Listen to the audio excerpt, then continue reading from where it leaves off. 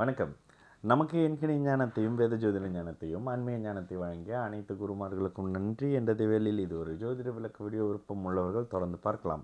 நமது 18VUR YouTube சேனலை subscribe பண்ணியிருக்கின்ற அனைத்து தோழிகளுக்கும் நமது நன்றிகள். ஒரு கேள்வி, ராகு ப்ளஸ் சந்திரன் அண்ணன், what happen if one Venus join them? Rahu does attend light. Okay, actually என்ன கேள்வி கேட்குறீங்கன்னா, ராகுவும் சந்திரனும் ஒன்றா இருக்கிறாங்க.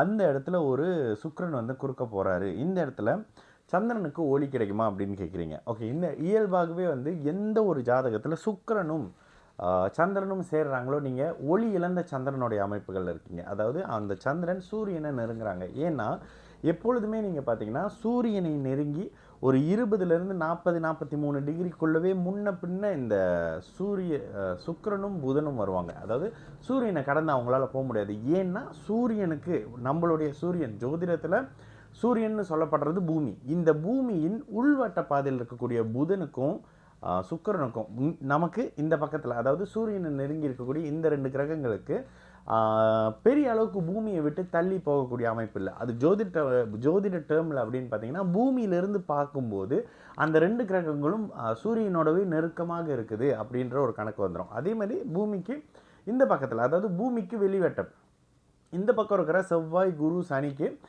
வெளி அமைப்புகளில் அவங்க முழுசாக சூரியனை விட்டு தள்ளி போயிட்டு அவங்களால வர முடியும், சமசப்தமமாக வர முடியும். இதெல்லாம் அவங்களால முடியும். புதனாலேயோ சுக்கிரனாலேயோ இந்த சூரியனுக்கு சமசப்தமமாக எதிரில் வர முடியாது. அதே நேரத்தில் சுக்கிரனுக்கு எதிரில் சந்திரன் இருக்கிறாரு. நல்ல பௌர்ணமி சந்திரனாக இருக்கிறீங்க, ஒளியான சந்திரனான அமைப்புகள் இருக்காங்க. இந்த அமைப்பு புதனும் சுக்கிரனும் சந்திர அதியோகத்தில் இருக்காங்க அப்படின்னாலே நீங்கள் பிறந்தது சந்திர அதியோகமான ஒளியான சந்திரன், வட்ட வடிவிலான சந்திரன் அப்படின்னு எடுத்துக்கலாம். அந்த வகையில் அமாவாசை சந்திரன் நீங்கள் சொல்கிறதே ஆல்ரெடி வந்து சந்திரன் பலவீனமாக இருக்கார். சுக்கிரனோட சேர்றாருன்னா எப்படியும் அவர் தேய்பிரையான ஒளி மங்கிய நிலையில், ஒளி இழந்த நிலையில் தான் இருப்பார். கூடுதலாக ஒரு ராகுவும் சேர்றாரு. இந்த இடத்துல கடுமையான சந்திரனுக்கு கடுமையான பலவீன அமைப்பு. ஆல்ரெடி அவர் ஒரு ஒளி இல்லாத தன்மையில் இருக்கார். அதுக்கு பிறகு கிரகணம் செய்யக்கூடிய, மனதை பாதிக்கக்கூடிய, தீர்க்கமான முடிவு எடுக்க முடியாமல் தவறுதலான முடிவுகள் எடுக்க வைக்கக்கூடிய ராகு அவரோட சேர்ந்திருக்காருன்றப்ப கண்டிப்பாக சந்திரன் முழுமையாக பலவீனமாக இருப்பார். இதற்கு அடுத்த நிலையில் சுக்கிரனோடு அந்த சந்திரன் சேரும்போது என்ன நடக்கும் அப்படின்னு கேட்டிங்கன்னா, இந்த இடத்துல அப்படியே இந்த 3 கிரகங்களையும் 3 தசையை அப்படியே பிரிச்சிடலாம். இந்த இடத்துல உங்களுக்கு ஒருவேளை சந்திரனோட இந்த சுக்கிரன் ஒரு 1லேருந்து 6 டிகிரி 8 டிகிரிக்குள்ளே சேர்ந்திருக்காருன்னும் பொழுது சந்திரன் சுப நிலையை அடைவார்.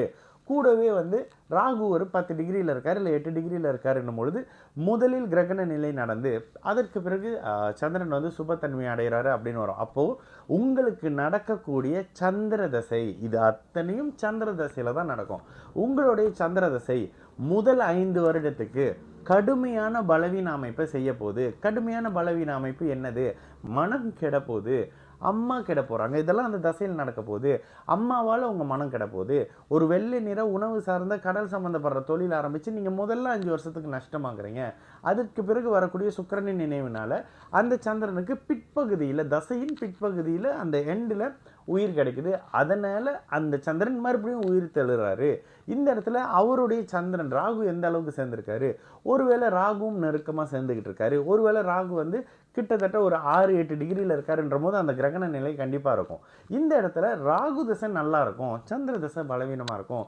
சந்திர தசை தனக்குத்தானே மரணத்தை கொடுத்து கொள்ளக்கூடிய அமைப்புகளில், தீர்க்கமாக முடிவெடுக்க முடியாத அமைப்புகளில் ஒரு மாதிரி சுக்கிரன் சேர்ந்திருக்காருன்னும் பொழுது பெண்களால் கொடுக்கப்படக்கூடிய, பெண்கள் சம்பந்தப்பட்ட விஷயத்துக்காக, காதல் சம்பந்தப்படுற விஷயத்துக்காக தனக்குத்தானே உயிரை மாய்த்து கொள்ளக்கூடிய அப்படின்ற மாதிரியான தன்மைகள் இந்த இடத்துல முடிவெடுக்க முடியாத ஒளி இழந்த சந்திரன் கொடுப்பாருங்க. ஓகேங்களா? இவர் ராசிநாதனாக வரும்பொழுது ராசி சுபத்துவம்னு வரும். ஆனால் ராசி இருள் தன்மையாக இருக்கக்கூடாது, லக்னம் இருள் தன்மையாக இருக்கக்கூடாதுன்னு சொல்கிறேன்ல. எந்த ஜாதகத்திலும் நல்லா இருக்கிற ஒருத்தரை பாருங்கள், ராசி லக்னம் நல்லா இருக்கும், நல்ல பளிச்சிறு ஒளி பொருந்திய நிலையில் பிறந்திருப்பார். எந்த ஒரு ஜாதகத்திலையும் டெய்லி கஷ்டப்படுறாரு, டெய்லி கூலிக்கு வேலை செய்கிறாரு, ஏதோ ஒன்று செய்ய அன்னைக்கு கிடைக்கிற அந்த வருமானத்தில் தான் குடும்பத்தை நடத்துகிறாரு.